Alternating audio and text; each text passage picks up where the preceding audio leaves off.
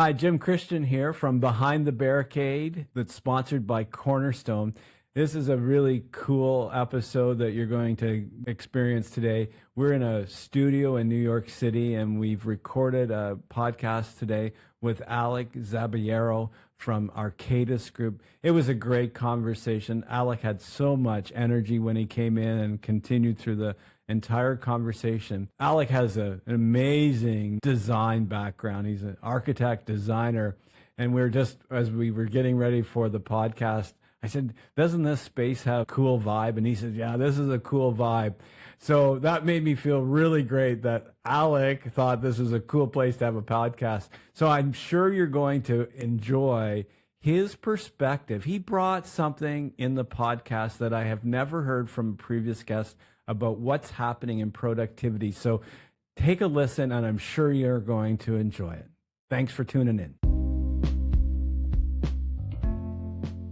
Well, welcome to Behind the Barricade, Alec, brought to you by Cornerstone. It's so great that you joined us today. You're our second guest in this New York City studio, which we're so excited to have you here in person. I know you taking the time out of your busy day is important, and you have a lot of things on the go, and appreciate you taking the time. Alec Zaballero is a principal at Arcadis, and we've known each other on and off for over a decade, almost 15 years. We would run into each other, but we've never really worked on a specific project together. But I always admired you from afar when I would see you with your sketch paper out and working with your team, and just really felt you always had a great energy that you would bring to the conversation when we would bump into each other. But maybe for those that don't know you, Alec, maybe you could just tell us how you got to where you are and the things that you've been involved with over the years as an architect. Yeah, Jim, thank you. It's amazing. It's wonderful to be here. Great to be in person with you. Yeah. Very, very appropriate, actually, that we're sitting here in person,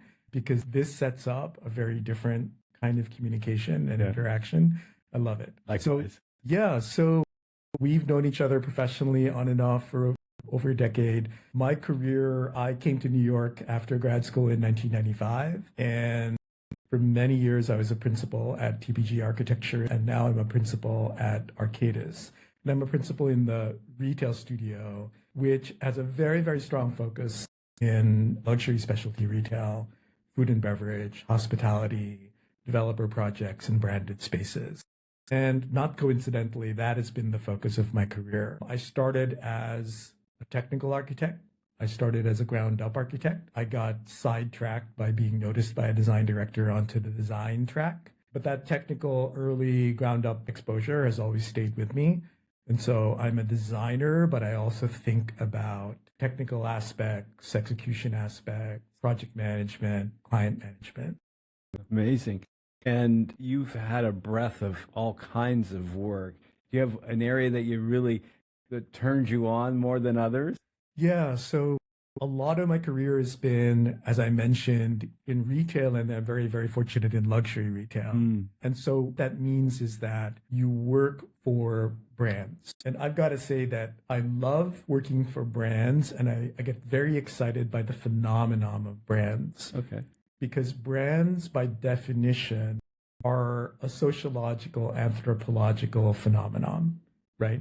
A brand is almost defining its corner of the culture, because it defines its market, it defines its values, it self-defines its aesthetic. And so I love being the translator who gets to take a brand and its values and its economics and its market and its place within the culture, and then translate that into physical space. I've been described professionally, my style is that when I design, I'm a method actor. So I tend to take a brand and then I channel the brand. Now, early in my career, we did a flagship store for Pokemon, which meant that I filled my cubicle with Pokemon toys and cards, and I went around the studio on my knees because our target was a 10-year-old. Wow. And then later in my career, we designed flagship stores for Birkenstock, and I would lounge around in weekends in my Birkenstocks and athleisure clothes after yoga class, kind of channeling the brand. Wow. I always knew you were creative, but I never knew that element of the way you lived into. Designers approach things differently. And I find that I get most engaged when I can identify with the brand. And sometimes that's very easy. And sometimes that's more difficult. But a good actor can channel that. Yeah. What's been the hardest brand for you to connect with? Okay. The hardest brand that I had to connect with was that, and they shall remain unnamed, but it was a national bank. It's one of the very big ones. And I designed a private wealth concept for a flagship store for high net worth, affluent, suburban, conservative, sorry to say, white men. And I'm not those things necessarily. Okay. And yet you have to find a way to connect with that. Well, because sometimes there's a more natural channel and sometimes there's a less natural channel, but you find it. Oh, that's amazing. So tell me a little bit more about Arcadis. We talked about the firm a little bit, but tell us a little bit more about all that's going on in Arcadis these days. Yeah, so Arcadis is the origin of the retail practice at Arcadis. Takes a little bit of explaining, but the origins of the retail practice are really that Arcadis purchased a number of years ago, primarily two firms, Callis and RTKL, and IBI. And IBI is strongly based in Canada, and Callis and RTKL, many people will remember as being anchored in the Northwest, extending throughout the country and with a strong presence in New York. All right. The strengths of those companies are really the anchor for what is the retail practice at Arcadis, which is in New York, a very strong focus on luxury brands. So working for brand names in luxury that you would know. Yep. Also working on retail developments, lifestyle centers, residential. Okay. Right? Mixed use, commercial. And working within architecture practice, environmental consulting, lighting design, green strategies, that is sitting within a larger firm, which has very, very strong abilities in management consulting, engineering. So Arcadis is primarily, its core practice is engineering consultancy. It started as a water management company in the Netherlands, literally putting fingers in dikes in the 19th century. Yeah. Yeah. And people in New York City don't know it, but Arcadis is actually supporting the climate resiliency projects, the subway expansions, the sewer system, the water management of the city. Arcadis is actually supporting all those things. Wow. Amazing story, how it starts. Literally a Dutch company that managed water management in the Netherlands. Does that saying get talked about at all? They got to get a finger in the dike? No, I think we've run the course on that. But the corporate color of Arcadis is orange. Okay. Because that's the Dutch color. Okay. Right. Awesome. Well, as you know, Alec, this whole podcast, we kind of started it, we were researching like what's been going on in construction productivity. And what we discovered was it's been pretty flat over the last couple of decades, and which to me was quite surprising. It's like all the advancement we've had with technology and communication and all that's been going on. I thought, this is a strange phenomena that it's not improving. So we thought we'd start this podcast as part of what Cornerstone's doing to explore what works, what doesn't, when we see it happening, what's really going on. So you've got such a breadth of experience, literally, I don't even know, probably thousands of projects under your belt. But when you see productivity working on a project, is there any common denominators that you see, or what would your reflections be on, like, that project really worked well, and we're going to talk about when we see a project not work well as well. So you can go whichever direction you want right away, but just wanted to get your sense, your wisdom on construction productivity from the beginning to the end. Yeah, I think we have to, on one side, the fact that construction productivity has been flat is in some ways a testament to the efficacy of the tools. Because I think we can agree that it's only getting more complicated. Absolutely. Right? That's true. It's true. Yep. It's true.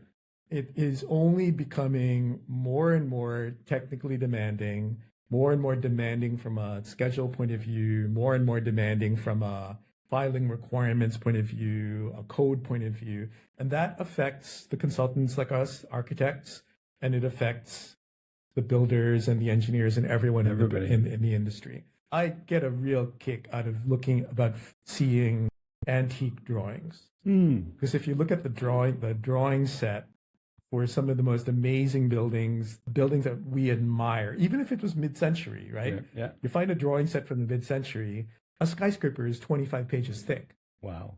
Look at a drawing set from that, and now look at a drawing set for the simplest project. Right. So I think we can say that the productivity, if we will never be able to prove it. I would surmise that the productivity tools are at least keeping our heads above water, because the ground keeps shifting to be steeper under our feet. Wow. All the podcasts we've done, you're the first person to bring this insight. It's fascinating to me. I think we all feel viscerally that it's only getting harder, right? Yeah, yep, absolutely. Right. So if it's getting harder, but we're keeping the same amount of productivity, something is helping us keep that productivity. And I think it's the tools that we can bring to bear that at least are keeping us from collapsing outright. Yeah. So what would you say when you see the project really moving along well? What common denominators are you seeing in those kinds of projects? So projects that move well, I think, are anchored in two things, right? I think that projects that move well are anchored in good communication between all the players, but also a positivity of engagement, positivity of energy. And that sounds all metaphysical, but what I mean is that you know when you're on a team that feels like where you can have good feelings about the people you're working with. Yeah. That you know that their intentions are good and that there isn't that sort of negativity that means that intentions get misread. So I think that a positive attitude, positive team gestalt, and good communications lead to good project outcomes. If you could define a positive team, what would be some of the characteristics that you would see that would be tangible? Like I know exactly what you're saying. Right. We've experienced that. We've experienced it all. How would you define it? How would you give some characteristics about when you feel it or experience it? Yeah, I think that when a team is positive, where there's a tangible sense of mutual respect. Okay. We can also agree that stuff goes sideways on every project. No one performs 100%. There's no such thing as a perfect performance in this world, right? Yep. You're top of the game if you're 92% and above. And so I think mutual respect and a mutual sense of understanding that we're in this together and that people are not out to score cheap points, because we're in a business where it's just too darn easy to score cheap points. Yeah. We have this vision statement at Cornerstone. We're dedicated to creating a better journey for our clients, staff, project partners, and ultimately the world. But when we talk about that with a client, we express what you just expressed. There's going to be twists and turns. There's going to be ups and downs in a project. Right. But we're going to be dedicated to creating the best journey that we can. So that's there's a saying, I think, and I'm going to mangle it a little bit, but it goes something like, people will forget what you do for them, but they're not going to forget how you make them feel. Yeah. When you think about the mutual respect, what's your thoughts on how trust fits into that? When you're on that dynamic team that's working, you've got the respect, and what's your reflection on how trust plays into that? Yeah, trust is a concomitant of respect. I mean, you can't respect someone if you don't trust them. Not blind trust, right? I think trust is earned, but at the same time, trust can't be absolute. Trust is earned. Trust is also forgiving, because part of trust is trusting someone's intentions. Right. Trust that, okay, we may disagree on how we approach this item or how this particular piece was performed, but we're not disagreeing on the intentions of the person behind it. Right. When you think about when projects don't work and productivity is a challenge, getting it delivered on schedule, on budget, there's resistance, there's challenges. Do you find that there's any common denominators to that when you see it in real time? There's a lot of common denominators, but the common denominators are going to be, we are completely dependent on good communication in this line of work. As an architect and as a designer, our quote unquote instruments of service, which is drawings and models. They're all forms of communication. Right. Right. And so we tend to focus on the printed, or not printed any longer, the PDF forms of communication. But we have to recognize that the service that we perform is all communication in one way, shape, or form. And that's my current pain point. And the thing I'm wrestling with right now is the state of affairs in terms of communication. We were chatting before we hit record, and we had this funny moment. You had two cell phones in your hands and kind of bouncing from one to the other as we were settling in. And you had some really interesting insights about all the pinging, let's call it, that we have from Slack to Teams to email to phones to text messages, all the things that we have coming at us. And you had some really interesting insights, I thought, on what the secret sauce is to combating that. Would you like to share that? So this is deeply personal, right? But this comes from not only personal experience, but current personal experience. And it ties back into that discussion about productivity tools. Right. So we were chatting before, we went on air. I don't know how this happened, but I have two cell phones, right? Inevitably that happens. And something pinged, then I bounced between the two, and one screen lit up and the other screen lit up. And what was it? Was it a meeting invite? Was it a text? Was it an email? Was it my wife? Was it, whatever this was? Yeah. Was it a meeting reminder? Was it my blood pressure? Joking about the blood pressure. But what it came back to, and the thing that I'm really wrestling with now, and this feeds back into that productivity tool thing, which is that I feel that the tools that have gotten us this far, the productivity tools that are working for us, and this is for everyone in our technocentric society, that we've reached a tipping point where the sheer amount of communications that we are now gifted with by all our tools is actually now seriously degrading our ability to communicate. What do I mean by this? I've always thought that email was a flawed tool, right? Because people can misread an email. You can type up an email, you have an intention in terms of what you're expressing, you send it out into the ether, and the reception of it depends on the mindset of the person who's reading it when it's received. There's no tone of voice, unless you're an emoji person, which I'm not. All tone of voice is implied in the text. Right. Email is just horrendous now. Why? Because we get too darn many. We get so many emails. And how many email addresses do you have? 3. 3. Yeah. We all have at least 3. Yeah. Right? So we get so many emails. Outlook now starts to stack them and grade them differently. And so we have emails, and we have multiple emails. And then we have texting and WhatsApp and Viber and WeChat for my Chinese clients and colleagues, and LinkedIn messaging and Messenger and Slack and Teams, right? I'm getting tired just thinking about it. And Signal. And every event if you're on multiple projects or filings and they're on Procore, every event in Procore sends you something. And if you're using AI meeting tools, every AI tool will send you multiple pings and messages. Right. And let's face it, communications has become non-communicative because of the sheer volume of chatter. I'm on a challenging project right now, which is a building repositioning and aggressive schedule. And it's the bingo card of projects, right? Phase construction, multiple scopes, building repositioning, multiple filings. And that project alone generates so many notifications and pings that it's overwhelming.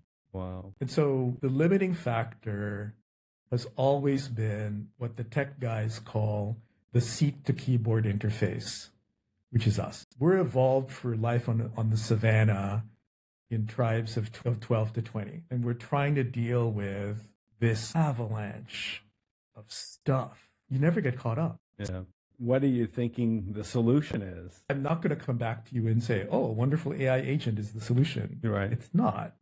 Because the AI agent themselves are something then that they're delusional, for one thing. But the AI agent themselves doesn't have the nuance, because we are in a line of work where literally whole projects can hinge on one email, on one misstatement. We've seen this happen, yeah. Right?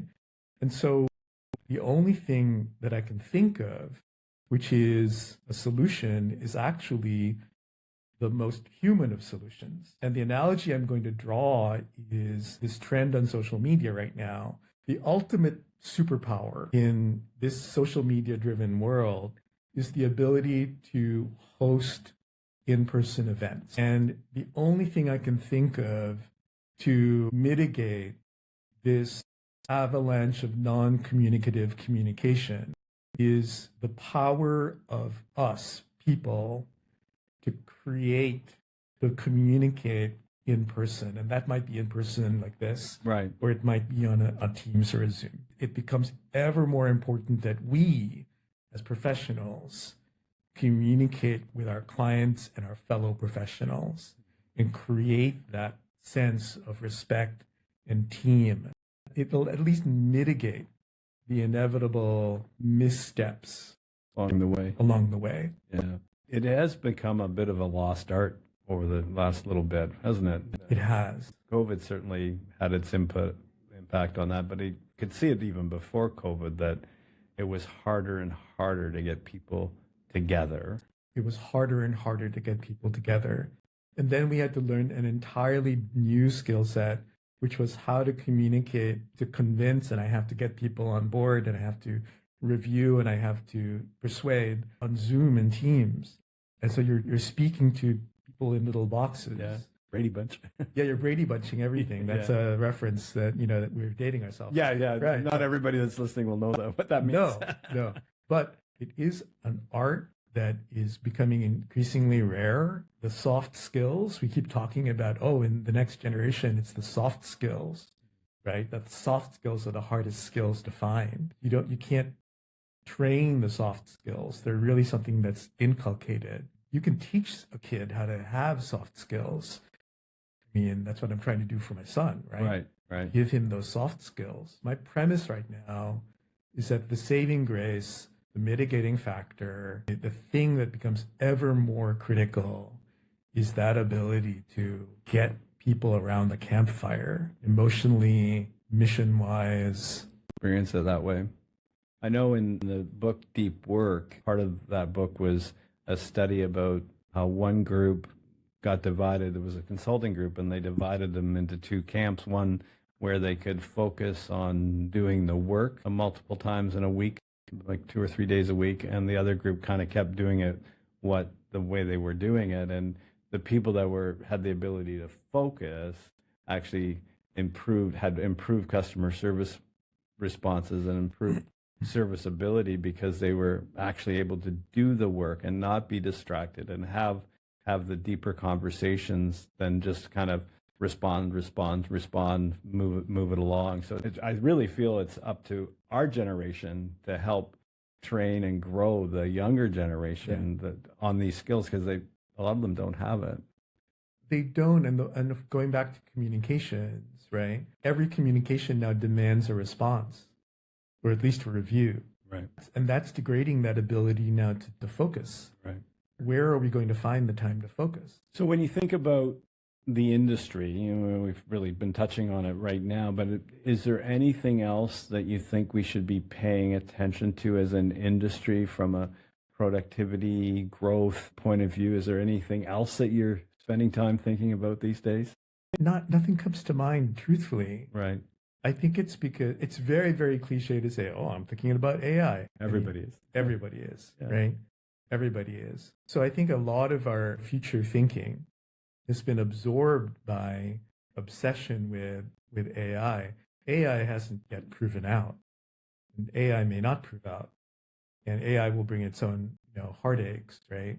My wife actually consults in workforce development, and she works on giving programs that give high school students hands-on real-life working experience. And speaking only for my profession and for our allied professions of the design consultants, I worry about how every succeeding technology that comes along pulls us further and further away from the gritty reality of what it is we actually have to do, which is build stuff. And from the consulting side, from the architecture and engineering side, from the design side, right? I think we have to work on not allowing the tools, Revit, modeling, computational design, AI, right? On balancing out the capabilities of those tools with a connection back to sheetrock dust, right?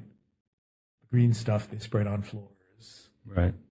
studs. We're really losing that connection to the end product, the process. Yeah, there's two ends of that, isn't there? You got to have both. You got to have both to be able to design and build things. Yeah. If you don't have the one without the other, You've got to have both. you got to have both.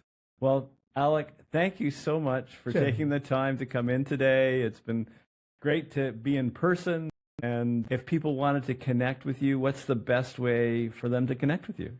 Yes. So the best way to connect with me is with my email, which is at Arcadis. So it's Alec Zaballero at Arcadis.com. Awesome. And hopefully this will be in the notes somewhere. Yeah, it will be. And you're active in LinkedIn, I know. I am active on LinkedIn. So, well, thank you again, Alec, for coming in. Appreciate your time and the wisdom you shared.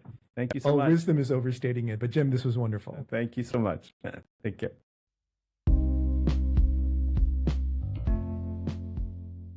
What an amazing conversation. Hopefully you got a sense of the energy that Alec brought to the podcast. A couple of things that stood out to me. One was this idea that despite productivity hasn't gone up in construction, at the same time, though, the demands of construction have gone up. The need for more regulations, the more complicated design and engineering, the energy requirements, all these code requirements are increasing. The demands for pricing, the demands for schedule, all these things are going up. At the same time, productivity is staying flat. So Alec's idea was, hey, we're doing okay as an industry. That was a real interesting thought. But what really stood out to me as Alec was leaving is the vibe of this place. He was taking selfies. If you want to connect with Alec, I would encourage you to find him on LinkedIn, send him an email. The way this podcast works is if you can like or comment, maybe you got some ideas on some of the ideas that Alec talked about. So please make a comment, give a like. This is how real people find out about what's happening in productivity and construction. So maybe a new owner, a new project manager, a new architect may get an idea from this podcast because you liked or subscribed to it. This podcast is brought to you by Cornerstone, and we're dedicated to creating a better journey for our clients, our staff, our project partners, and ultimately the world. And we believe that this podcast, Behind the Barricade, is part of how we're doing that. So thank you for tuning in and look forward to catching you next time.